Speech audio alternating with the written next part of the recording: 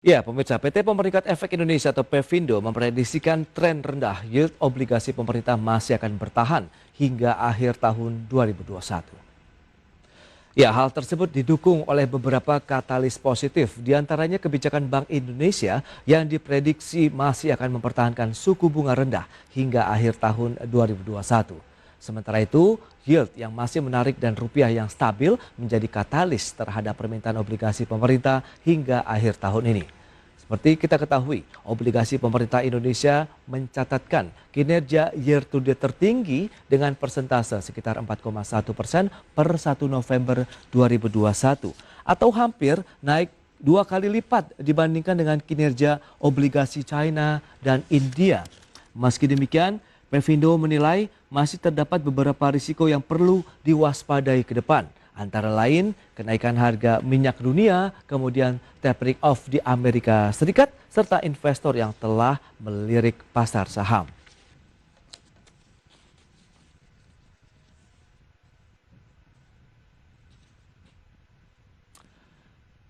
Ya, pemirsa, untuk membahas tema berikutnya yang menarik juga, ini terkait dengan arah pergerakan dari yield obligasi pemerintah di sepanjang tahun 2021. Kita sudah tersambung melalui Zoom bersama dengan Bapak Ahmad Nasruddin. Beliau adalah ekonom dari PT Pevindo. Ya, halo, selamat pagi menjelang siang ini Pak Ahmad.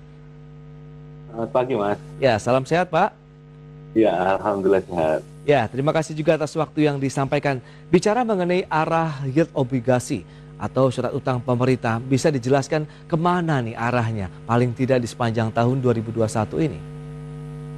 Kalau kami melihat sih hingga akhir tahun yieldnya masih akan bertahan rendah ya, di sekitar 6, sekarang kan sekitar 6-an ya, 661 kayak gitu. Kalau kami melihat sih akan relatif stabil hingga akhir tahun. Kemungkinan ada tekanan ya mungkin di tahun 2022, tapi di akhir tahun ini kami lihat sih masih stabil ya. Tadi rupiah kita stabil, terus kemudian meski sempat naik ya, CDS kita juga turun lagi. Oke. Menunjukkan bahwa stabilitas kita masih cukup bagus kayak gitu. Kemudian dari kebijakan moneter juga kemungkinan masih akan mempertahankan suku bunga, karena kan memang Bank Indonesia masih akan berkoordinasi dengan pemerintah untuk memulihkan perekonomian seperti itu. Baik, tapi dari yieldnya sendiri bagaimana menurut Anda? Apakah ini juga menjadi daya tarik bagi para investor? Betul, Mas. Kalau kita lihat kan memang pesaing terdekat kita kan di antara negara-negara Asia Timur dan Asia Selatan ya, terdekat kan India ya. Oke. Tapi kalau dilihat dari kinerja kita kan terbaik, karena kan memang rupiah kita stabil, kemudian dari inflasi juga rendah, jadi real yield kita juga masih cukup atraktif kayak gitu. Permasalahan di India adalah inflasinya naik cukup tajam dalam beberapa bulan terakhir. Nah, artinya kan real yield yang mereka dapat, si investor dapatkan kan relatif rendah kayak gitu. Jadi kalau kita melihat dari Indonesia sih yang paling posisinya yang paling menarik seperti itu. Oke, tapi kalau Anda katakan memang arah yield kita ini cenderung turun begitu, apakah ini menunjukkan bahwa kinerja kondisi ekonomi di Indonesia yang semakin membaik, Pak Ahmad? Kalau kita lihat justru ini sih, Mas, kalau yield turun kan artinya kan suku bunga rendah ya. Artinya kan kalau iklim suku bunga rendah itu biasanya kan, kalau suku bunga rendah itu kan biasanya kan Bank Sentral ingin mendorong perekonomian. Artinya memang kalau pada saat perekonomian lesu seperti kayak tahun 2020 atau 2021 awal ini kan perekonomian kita lesu, jadi salah satu pendorongnya kan menurunkan suku bunga. Nah, kalau suku bunga turun kan yield juga ikut turun seperti itu. Jadi lebih ke kebijakan moneter yang longgar sih, Mas. Kenapa yield kita turun? Baik, ini terjadi di sepanjang kuartal 1 begitu. Anda melihat bagaimana proyeksinya pada kuartal selanjutnya? Apakah tren penurunan juga masih akan terjadi? Kalau kemungkinan sih, kalau kami melihat sih akan relatif stabil, dan sedikit kemungkinan besar sih sedikit tekanan ke atas, tapi masih terkendali lah, masih enggak terlalu, masih bisa ditolerir seperti itu. Tapi kalau untuk penurunan lebih lanjut sih peluangnya mungkin lebih kecil daripada kenaikan kayak gitu. Oke, itu dia untuk arah yield ya, atau imbal hasil dari obligasi pemerintah. Nah, faktor-faktor yang menyebabkan kondisi tersebut terjadi begitu, apa saja sebenarnya? Dan ini juga tentu perlu dicermati oleh para investor obligasi di tanah air saat ini. Pertama kita lihat dulu dari realisasi inflasi ya. Nah, karena kan Bank Indonesia kan salah satu mandatnya kan memang ini ya, target inflasinya kan menargetkan inflasi ya, inflation targeting ya untuk kebijakan moneternya kayak gitu. Kemudian dari rupiah, kalau kita lihat kan inflasi kita kan masih di bawah target BI itu. Kalau target Oke, BI kan sekitar 3 plus minus 1 ya. Artinya kan batas bawahnya kan 2 ya. Kalau realisasi di di Oktober lalu kan masih 1,66 ya. Artinya kan masih masih ya masih peluang besar untuk kebijakan moneter suku bunga masih akan dipertahankan seperti itu. Kemudian dari segi kedua kan dari rupiah ya. Rupiah kan salah satu faktor daya tarik bagi investor asing, karena kalau misalkan rupiahnya fluktuatif kan artinya risikonya lebih besar ketika oke, berinvestasi ke Indonesia. Nah, rupiah kita kan akhir-akhir ini kan relatif stabil dan dengan kecenderungan terapresiasi ya. Karena kan memang neraca dagang kita kan dalam beberapa bulan terakhir kan surplus terus ya. betul. Yang terakhir kemarin kan BPS mengatakan bahwa surplus kita itu 18 bulan berturut-turut ya. Artinya kan memang dengan surplus perdagangan artinya ya rupiahnya kecenderungannya lebih akan terapresiasi, dan itu asing menarik kayak gitu. Kalau misalkan rupiah terapresiasi, kalau mereka mau berinvestasi kemudian merealisasikan capital gain-nya kan mereka masih dapat keuntungan lagi kayak gitu. Ya. Itu sih kuncinya inflasi, nilai rupiah sama suku Inflasi. bunga sih, Mas. Oke, Betul. inflasi dan rupiah ini yang bisa dikatakan menjadi trigger dari pergerakan yield surat utang pemerintah ya, begitu. Tapi kalau Betul. kita lihat dengan tren ini yang masih terjadi, karena kan tadi BPS sudah menyebutkan 18 bulan berturut-turut neraca perdagangan kita surplus, berarti kondisi fundamental Indonesia ini semakin membaik, didukung dengan rupiah yang stabil, inflasi yang masih tetap terjaga. Bagaimana dengan yieldnya? Kalau Anda katakan tadi peluang turunnya sudah mulai terbatas, ada nggak sih batasan dari minimum misalnya yield obligasi yang bisa ditawarkan kepada investor? Kalau kita lihat sih, kalau yield ya kalau kemungkinan turun itu sekitar ya 6 sampai 5,8 sampai 6 lah, 6% ya Kak. Kalau kemungkinan bisa turun ya, tapi Oke, peluang itu ya kami melihat sih lebih kecil ya, karena kan memang pertama tadi yield sih yang obligasinya ya. betul, salah satu poin krusial adalah neraca dagang kita sih Mas, rupiah.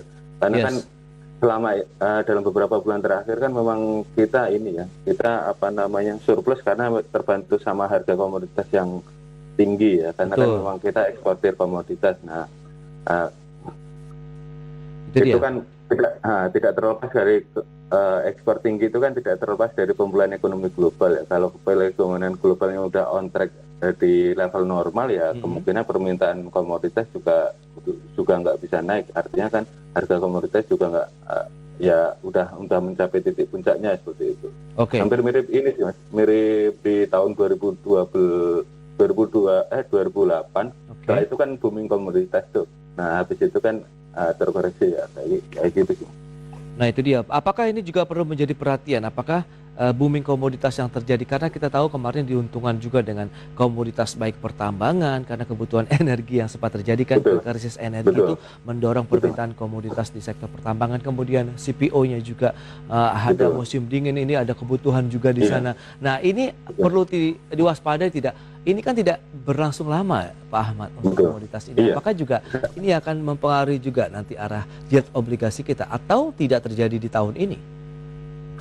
Kalau di tahun ini sih tidak, kemungkinan besar itu akan terjadi di 2022 sih Mas. Kalau Oke. kita lihat kan salah satu titik krusial adalah harga komoditas, kemudian dari minyak Mas, harga minyak. Hmm, Nah, minyak kita kan impornya kan cukup tinggi ya. Kalau misalkan harga minyaknya akhir-akhir ini kan melonjak karena kan kebutuhan energi kan tinggi seiring pemulihan ekonomi global ya. betul. Kalau misalkan minyaknya naik tajam, ya ujung-ujungnya kan surplus neraca perdagangan kita kan tertekan ke bawah, Yes. akan cenderung defisit ya. Kalau defisit kan artinya rupiahnya terdepresiasi. Nah, Yes. rupiah terdepresiasi kan meningkatkan risiko nilai tukar seperti itu. Nah, risiko nilai tukar kan biasanya kan karena kan permintaan obligasi Ya. kita kan oleh investor asing ya. Kalau investor asingnya melihat nilai tukar kita berisiko, ya ujung-ujungnya mereka enggan untuk berinvestasi seperti itu ke situ Oke. sih.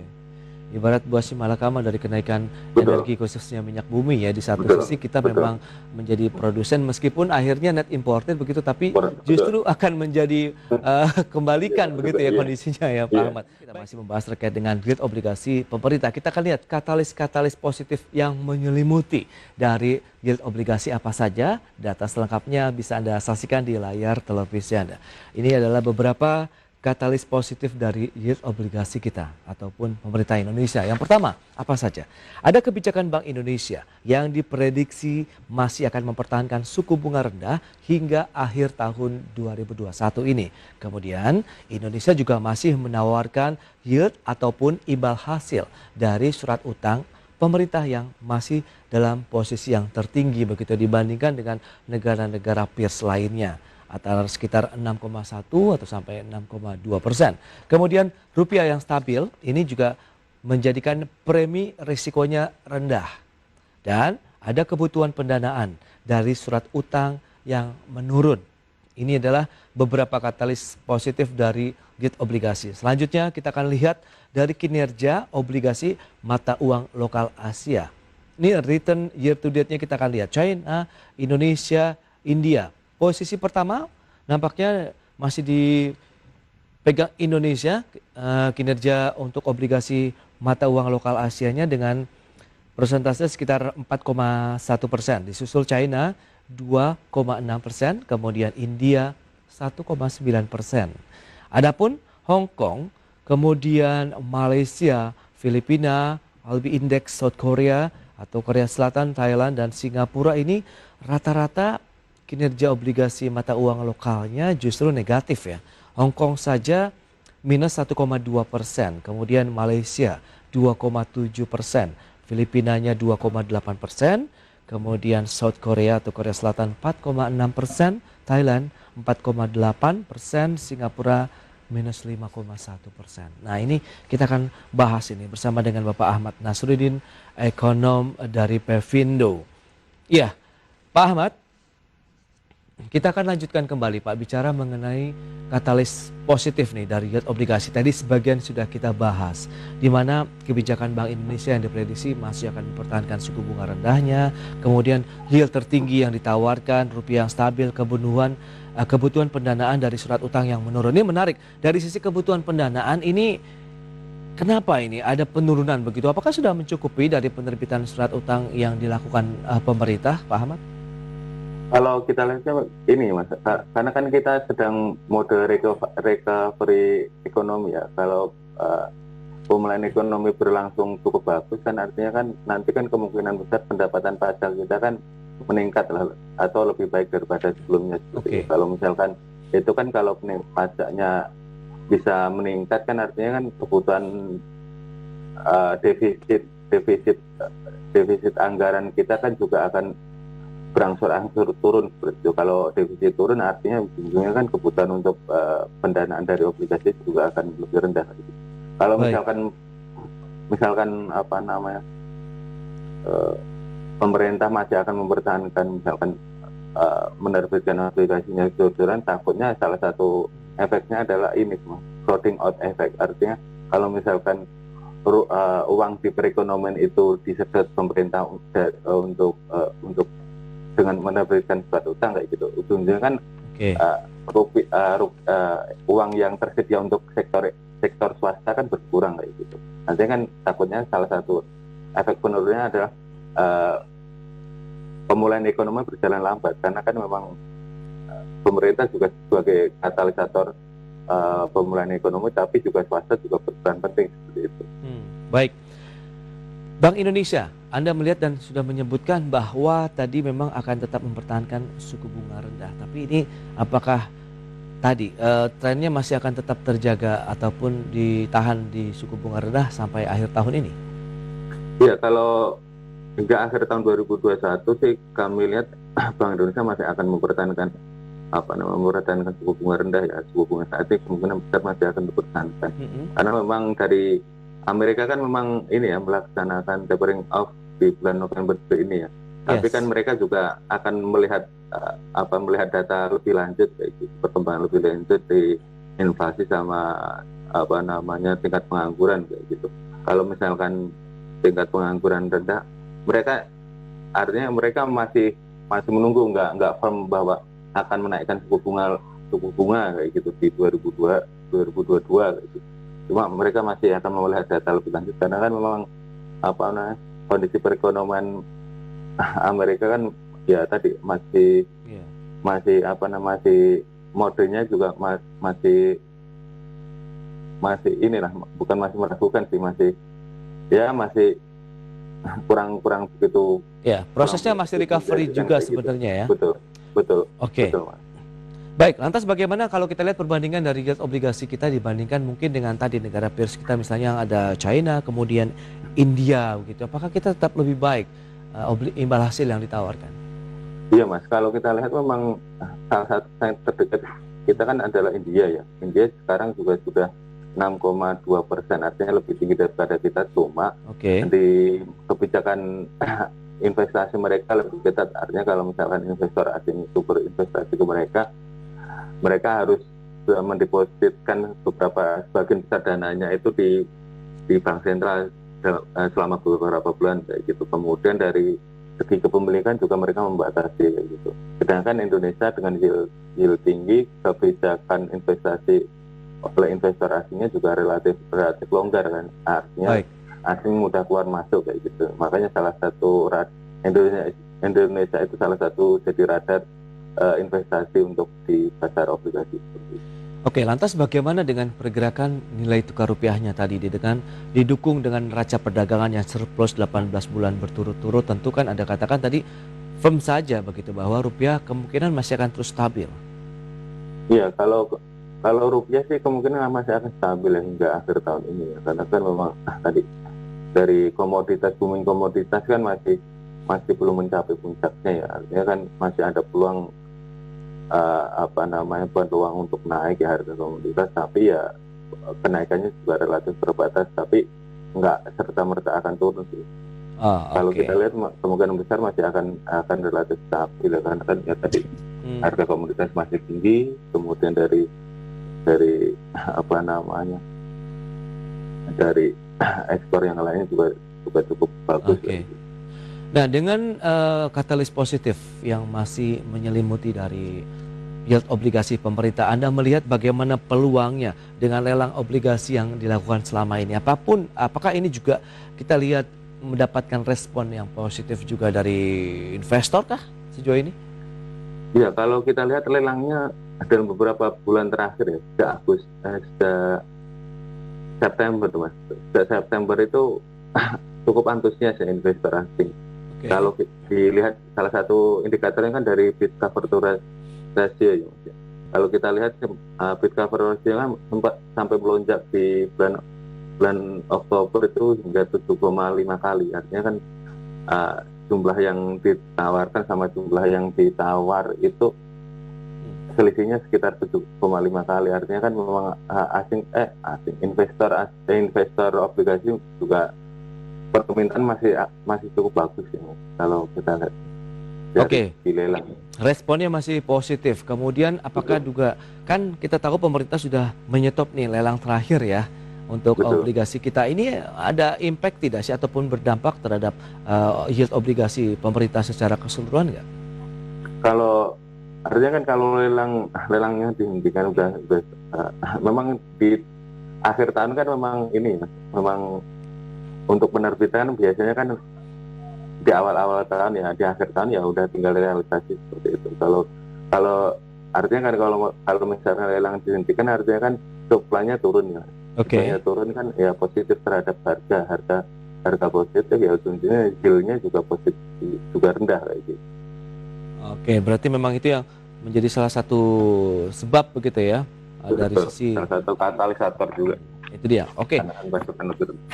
Lantas risiko atau tantangan apa saja yang perlu dicermati ini baik oleh pemerintah sebagai obligor dari surat utang negara, kemudian Dari investornya sendiri apa yang perlu dicermati untuk di tahun mendatang? Salah satu yang perlu dicermati adalah salah satu perkembangannya harga minyak, Mas. Harga minyak, kalau misalkan harga minyaknya tinggi kan, karena kan impor minyak kita kan tinggi ya. Artinya kan kalau harga minyak tinggi ya ujung-ujungnya tekanan terhadap neraca dagang itu semakin tinggi. Itu salah satu.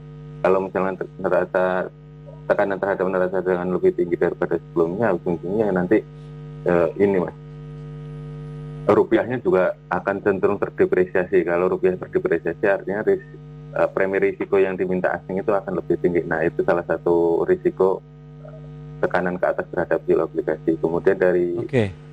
Kemudian risiko kedua adalah valuasi kita telah mahal. Kalau kita lihat kan memang tren dalam beberapa tahun terakhir kan kita turun, terus kinerja kita terbaik. Hanya kalau ujung-ujungnya adalah valuasi harga obligasi kita sudah terlanjur mahal kayak gitu dibandingkan dengan negara-negara berkembang lainnya. Kalau ya tadi karena kan kalau yieldnya turun terus kan artinya harganya naik terus kan. Nah, naiknya itu kan nggak kemungkinan mencapai batas kayak gitu. Kalau udah naiknya terlalu tinggi kan ya otomatis peluang untuk turun kan akan lebih besar daripada naik lebih lanjut kayak gitu. Ya, valuasinya kalau udah valuasi mahal ya asing mungkin akan mulai berpikir lebih lanjut untuk masuk lagi. Baik, secara keseluruhan berarti pasar obligasi kita masih bisa dikatakan dalam posisi yang sangat baik dan ini menjadi posisi tawar juga dong kita dalam memberikan imbal hasil kepada investor. Betul. Ya, betul. Pak Ahmad. Oke, Anda betul. Silakan. Ya, kalau kita lihat memang yield kita memang masih rendah ya kan. Ya tadi salah satu peluang sih kalau terutama dari pemerintah, kemudian dari emiten obligasi kalau mau menerbitkan obligasi ya mungkin dalam beberapa bulan ke depan harus ya cepat-cepat lah ibaratnya kan. Kalau misalnya yield rendah kan ongkos penerbitannya lebih rendah. Betul. Dari biaya untuk penerbitannya, kemudian yield ditawarkan pun tidak terlalu besar begitu ya, Pak Ahmad. Baik, berarti masih tetap optimis nih untuk pasar obligasi Indonesia khususnya dari pemerintah ya, dan yield yang obligasi pun masih cukup seksi juga menjadi daya tarik bagi investor asing begitu dalam menanamkan dana mereka di pasar obligasi Indonesia. Baik, Pak Ahmad, ini sayang sekali waktu terbatas. Terima kasih banyak atas insight ya yang Anda berikan mengenai pasar obligasi dan perkembangan dari yield obligasi pemerintah Indonesia di sepanjang tahun 2021 ini. Selamat melanjutkan aktivitas Anda kembali dan stay healthy, Pak Ahmad. Terima kasih. Ya, sama-sama.